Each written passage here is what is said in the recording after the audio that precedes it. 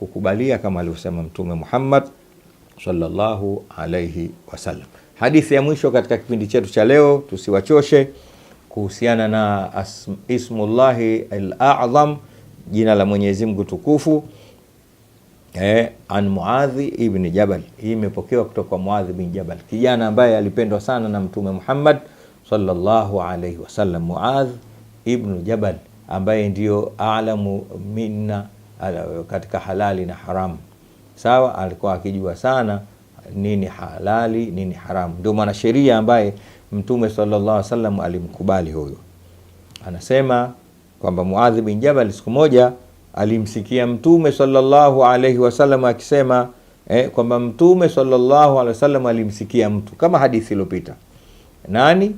Mtume sallallahu alaihi wasallam alimsikia mtu mmoja akisema haya: ya dhal jalali wal ikram, ya dhal jalali wal ikram, ewe mwenye utukufu na ukarimu na kukirimu, ewe mwenye utukufu na kukirimu. Ya dhal jalali wal ikrami, ewe mwenye utukufu na kukirimu.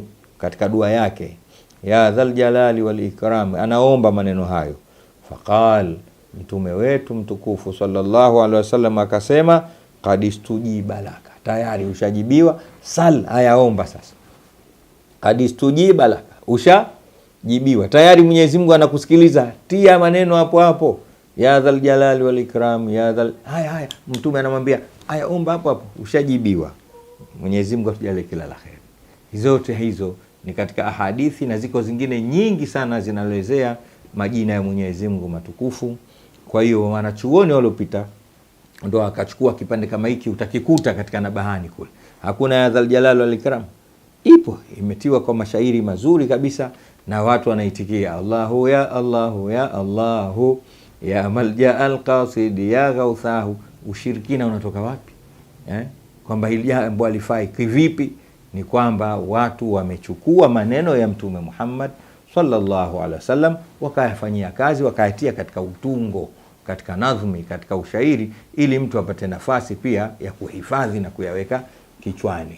Wacha kuhifadhi shairi nyinginezo za kina Andanenga, za kina nani, zile zijue tu, lakini ukahifadhi ukajipotolea.